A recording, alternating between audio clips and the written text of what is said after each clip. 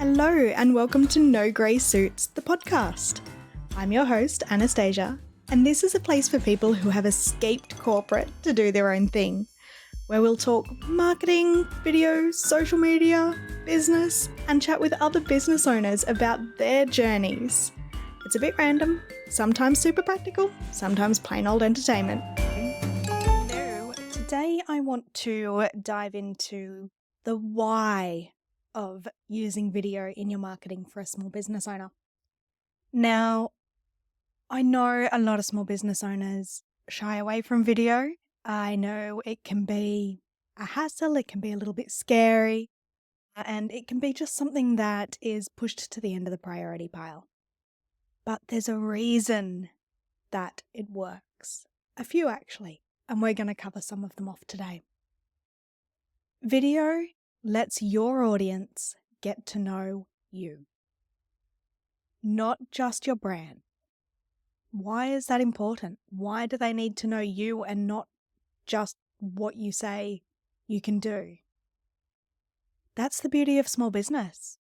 People choose small business over large business or corporations because of the personal connection, because they want to support small, because there's something unique about you and about your business that they love. So you've got to let them in. Let them see who you are. Let them see that uniqueness that they'll fall in love with so that they come to you rather than going to one of the big guys. Next, video in the way of nothing else other than face-to-face interaction causes an emotional response. You can see me, you can hear me, you can see my facial expressions. I can make eye contact with the camera, which feels like I'm making eye contact with you, which tricks our brain into actually paying attention. Think about it when you're watching a movie and an actor breaks the fourth wall. You pay attention. For a second, your brain goes, oh. That's what we want. It's those little micro actions that we're trying to make the brain do. And when somebody is looking directly at you and talking to you, your brain wants to pay more attention. Next, your energy, your personality, your passion for your business. There's only so much of that you can convey through copy and images. Now, I love the written word as much as the next person. I read non-stop. I think my Kindle said something like I'd been reading an average of 15 books a month this year. That's how much I love the written word. However, your passion for what you do, the love for what you do, the why behind what you do, that excitement, that energy doesn't always come across how you want it to through copy or through images. Sometimes it can, but it's hit and miss. And it's also hit and miss how somebody is going to interpret the written word. We all know we've sent those text messages where they've been taken completely the wrong way.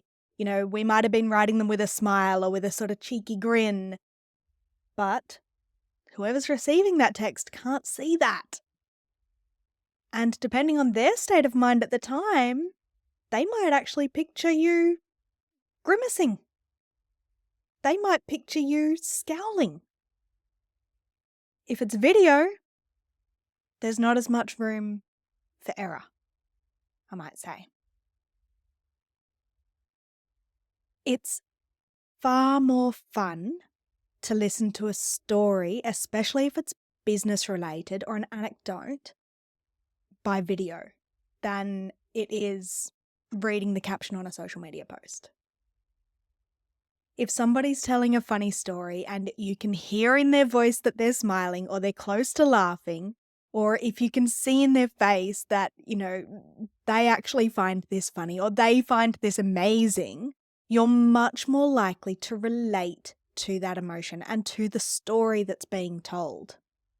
When you're reading it, it comes back to that perception again. If you're not in a great mood when you're reading a funny story, you're probably not going to see that much fun in it. You're just going to go, okay, yeah, that was all right.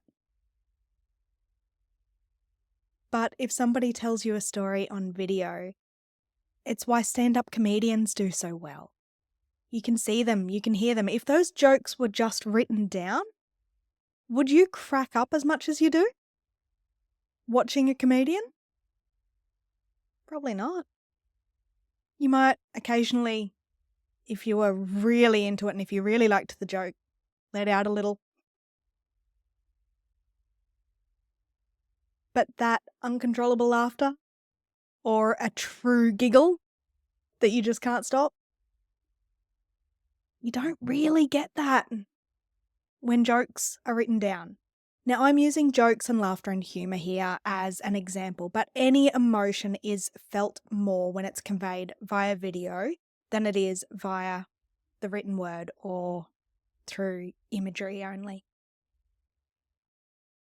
Next, people do business with people that they feel connected to. So you might come along and say, no, I don't feel any connection to Officeworks. I still do business there. That's true.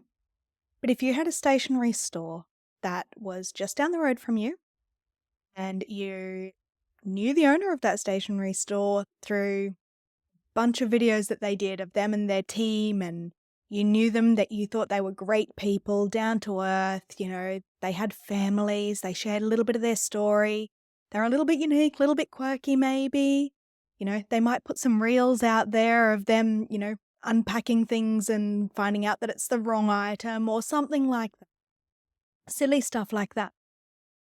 Unless budget was your only worry about your stationery, you'd probably be more likely to go to the guy down the road with the family-like team culture and the, and the jokes or the in-store dog.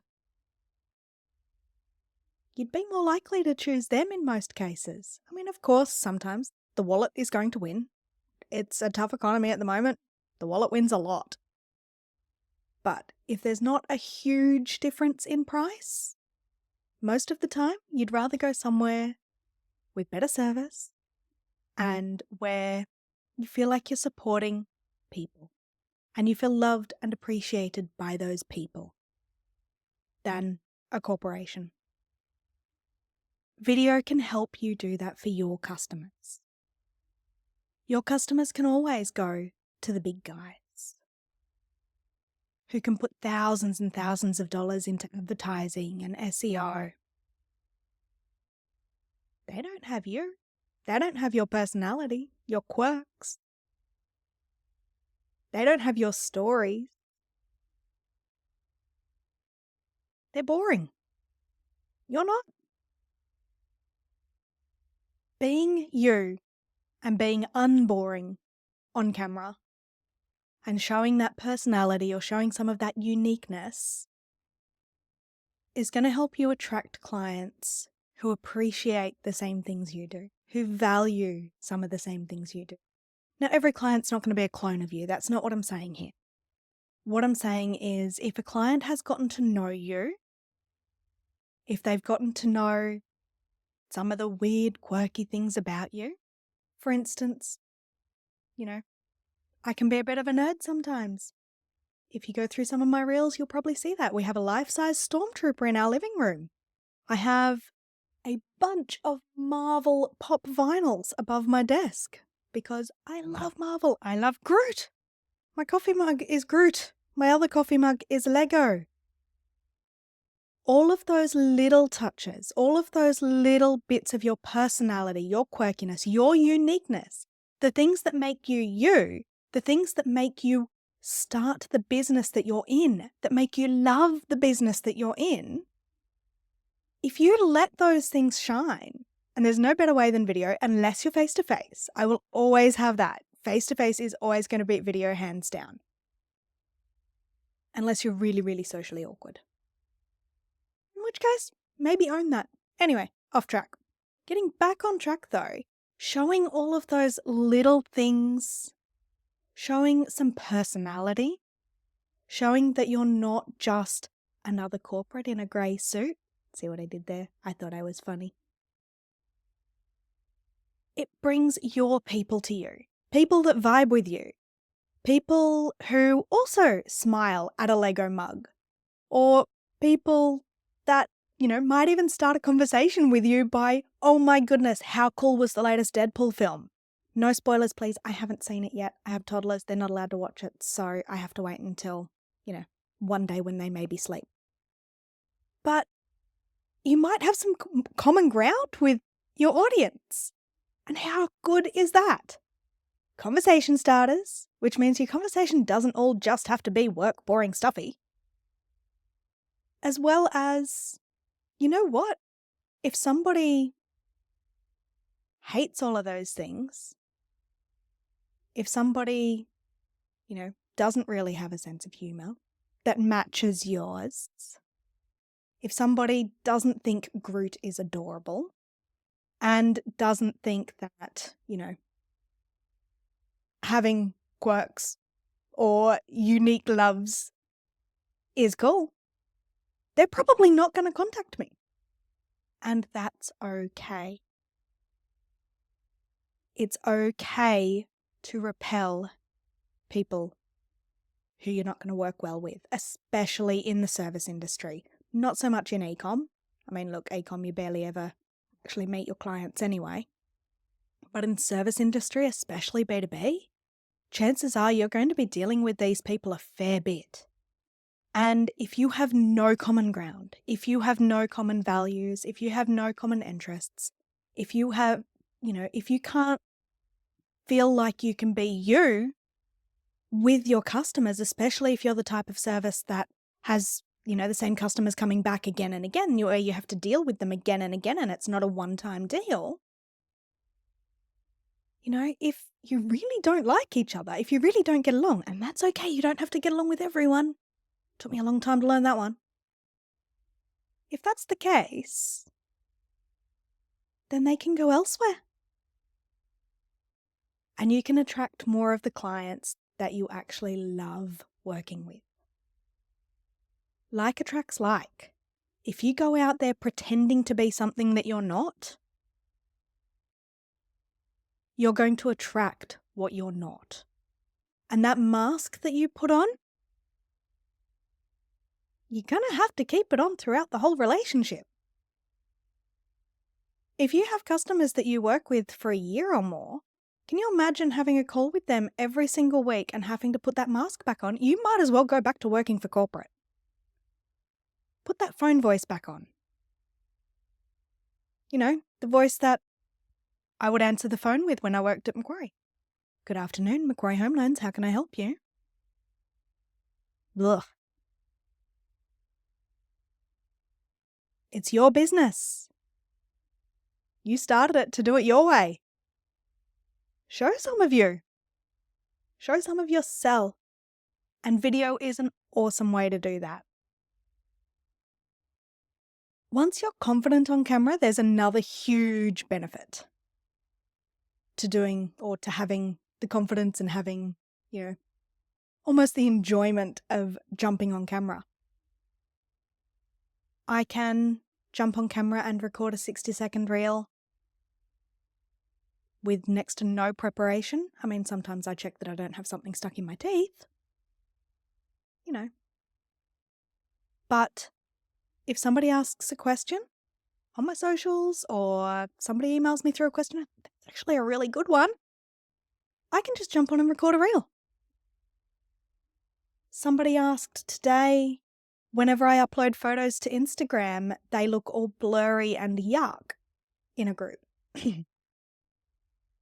Now, if I had have not been with my toddlers at the time and been able to record a quick video explaining to her, it would have taken me less time than it took me to write out the answer to the question, which was, if you're interested, sometimes when you've got a really beautiful big photo on your phone or on your computer and you're trying to upload it to Instagram, its little smarts will actually try and squish that photo itself. Sometimes it goes a bit overboard, it overcorrects. These aren't the technical terms for it, by the way. and it can end up looking a bit blurry, a bit pixelated, a bit yuck. So sometimes if you're finding that's happening, if you resize your photos before you upload them to Instagram, then you'll find that it won't do its thing of trying to squish it itself, which a lot of time ruins it. Anyway, I would have been able to record that in maybe 30 seconds. Instead, it probably took me about a minute and a bit to write it out and explain it. Once you're confident on camera, you can very quickly get value across to your customers or your audience a lot faster than writing a blog post, putting together a social media post with a graphic and a caption. You're more likely to procrastinate on that and go, yeah, I'll do it later, I'll do it later, I'll do it later. Whereas you're less likely to procrastinate if you go, oh, good question, grab the mic, turn the camera on, had an awesome question today, and answer it. It takes a bit of confidence to do that. It takes getting used to being on camera. It takes knowing that you've got an okay setup. And by okay, I mean, look, yes, you can record those sorts of things on your phone. But, if you're standing outside and it's really, really windy, you're going to get wind noise and all of that. I do have a bit of a workbook checklist, that's the word I'm looking for, on some things that you can do to be a bit more camera ready. And that doesn't mean you have to wake up every day and put all of your makeup on. It's just more about framing and that your sound is okay so that your audience actually does get some value out of it.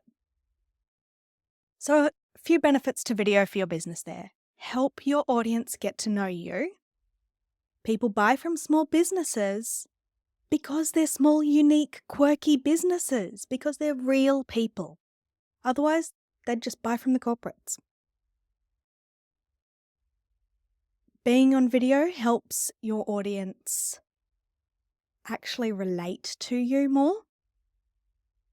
Helps your audience make that decision to buy from you. Helps repel the people that don't vibe with you, that aren't going to be good customers for you. So that you don't have to go looking for the red flags, actually fire them. They just won't come. The good ones will. And once you're confident and once you've done a few videos and, you're happy just to switch the camera on and chat away, you'll find it's actually sometimes, most of the time, a bit easier to create content than trying to put together graphics and captions. Anyway, that's it for me today. If you have any other questions for me, let me know and I'll jump on video and I'll answer them. Have an awesome day. Take care.